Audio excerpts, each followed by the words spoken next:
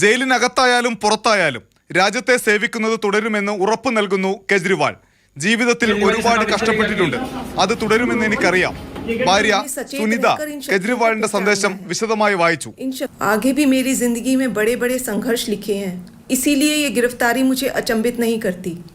आपसे मुझे बहुत प्यार मिला है. ഡൽഹി ഷഹീദി പാർക്കാണ് ഇന്ന് പ്രതിഷേധ വേദിയായത്.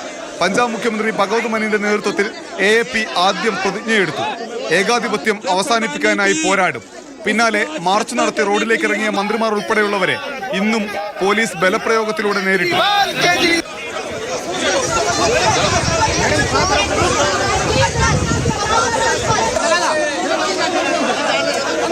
മദ്യനയ കേസിൽ ED മാപ്പുസാക്ഷിയാക്കിയ ശരത് ചന്ദ്ര റെഡ്ഡിയുമായി ബന്ധമുള്ള കമ്പനികൾ 59.5 കോടി രൂപ BJPക്ക് ഇലക്ട്രൽ ബോണ്ടിലൂടെ സംഭാവന നൽകിയെന്ന് ആം ആദ്മി പാർട്ടി.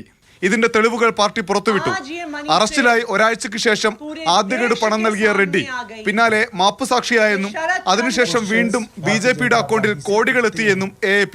BJP അധ്യക്ഷൻ JP നഡ്ഡയെ ചോദ്യം ചെയ്യണമെന്ന് ആവശ്യം.